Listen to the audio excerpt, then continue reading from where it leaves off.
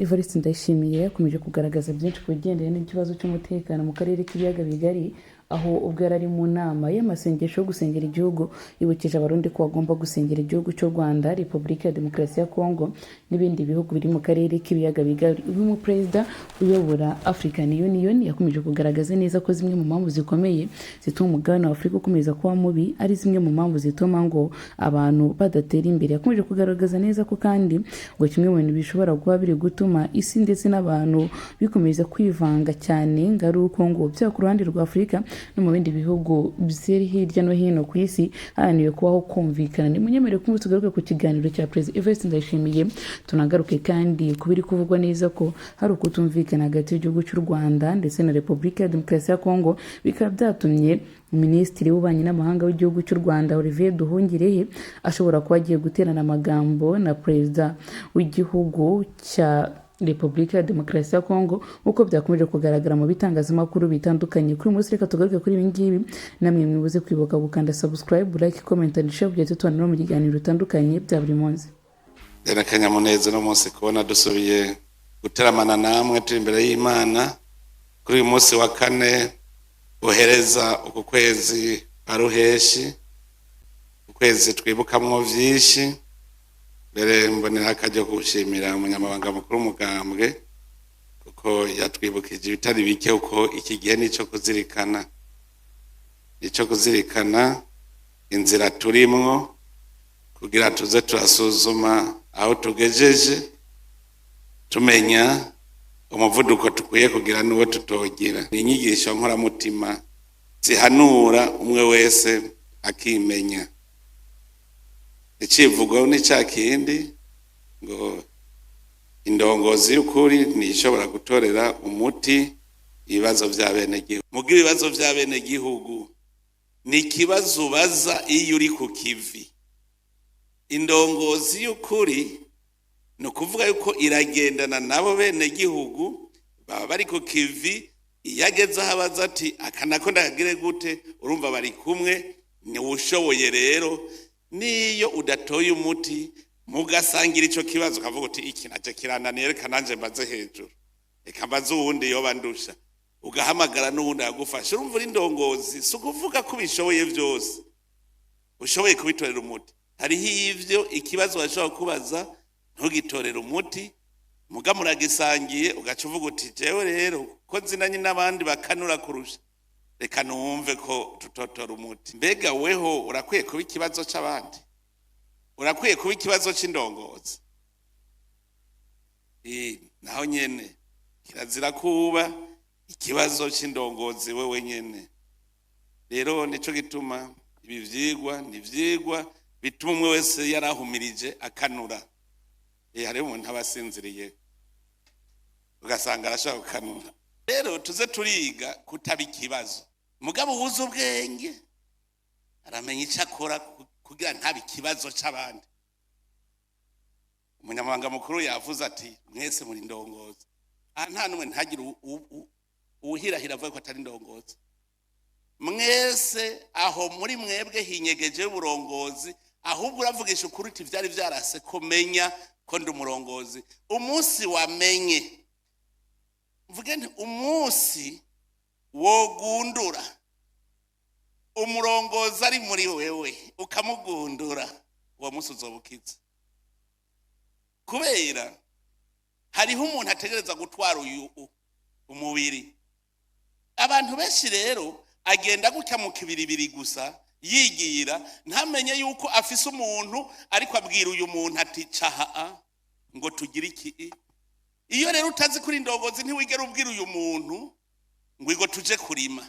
Ubwo burongozi bwawe rero ntacyo bumaze, bunaniwe no kurongora uyu. Aha rero baza ndabivuge neza, hariyo umuntu yinyegejeyo. Uwo muntu yakwiye kuba indongozi abe muri idea aridinga uyu muntu niyo nimero 1 uherako. Ivyo utabimenye ucuba ikibazo c'abandi kuko urumva uciye ugenda we batora umuti w'ikibazo cawe, mugana we wananiwe gutora umuti w'ikibazo cy'ujya mugabo. Umva yakunaniye ucironda ko abandi ari batora umuti, aho rero kabaka kubanye. None wokora iki rero ntuze kuba ikibazo c'abandi?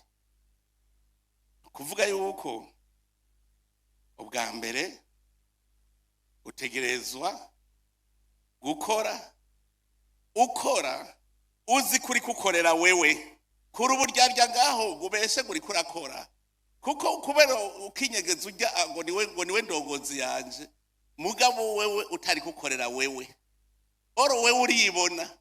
Kora rero kugira ngo ntube ikibazo c'abandi, kora ataburyarya burimwo. Nukuvuga wewe urabona wewe nyene ugaca ukora ataburyarya burimwo, hanyuma ugaca utunganya neza ubwo buzima bwawe, utabwiye uwundi ngo ntunganirize ubuzima bwawe, tunganya ubuzima bwawe. Hanyuma rero niho uca utangura kwibona neza witunganije, ugatangura kubona ko utikwije, ugatangura kubibona uti ndabona ko ntikwije. Mugani ujya wundi nawe ntiyikwije.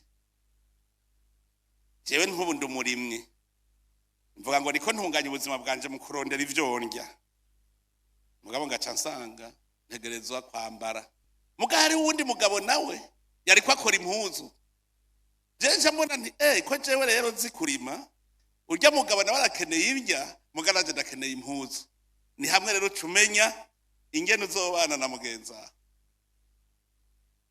Bugiyo tuba tuzi yuko wewe niba buri mwigisha, muganga ari hajya kugira ngo akuvura urwaye, umurimyi ari hajya kugira igihe uri kurigisha nawe akugaburire, nawe uri kumwigishiriza umwana, uwundi mu engineer hajya kugira kubakira inzu. Nta muntu yo kwisha uwundi kuko wocivuga ko uhomvye. Ntubuhovye, uwo gukoreye ca kindi ntumuhovye.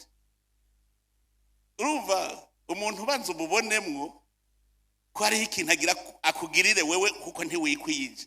Waravye wakoze, jewe ndashoboye kugera kuri ibi, mugabe iki naco sindi mu specialiste, ndakeneye muganga. Nuva wumvise umuganga apfuye ucugandara, nzovugwa nande? Wumvise umufundi yapfuye ucugandara uti none ndazonyubakira inzu. Wumvise ukora impuzu yapfuye uti ndahomvye none ndazokora impuzu. Nuvuga nawe urafise ico ukora nawe ni wapfa aca avuga ngo ndahomvye. Duca tubungabungana twese, uca usanga mu gihugu tubungabungana, nta usubira kuba ingorane ku wundi. Urumva bwa mbere kumenya kwitunga mu gukora, ubwa kabiri kumenya gutunganya ivyawe. Erega urashobora gukora utabitunganya. Indongozi iraba ibizoba kugira ubibone, muba muri kumwe n'Imana. Ntushobora kuhabona n'indazi bizobejo. Nico gituma rero ubonye vya bintu, cya mbere banza uhanuza Imana imbere yo kuja mu bantu, banza wiyegereza Imana kugira umenye. Hari igihe kubwira iti power, mugari ivyo wikwegeye reka uwonywe. Ni ucumenye ivyo wikwegeye, ahandi uramenya uti iki Imana yavuze iti turahangana naco gushika dushitse. Je nk'ubu ndazi yuko Burundi bugira buca ahantu heza, yabivuze hajya ntimugire ngo ni indoto, ejo ni heza. Muga kugira ushikeho urabomana n'ibihuhusi. Umwe wese avuga ati ndazana akantu kiwanje, uwundi ndazana itafari ryanje, uwundi ndazana aka, uzoraba bimeze neza cyane. Kubu turiko turakanura kandi birabona.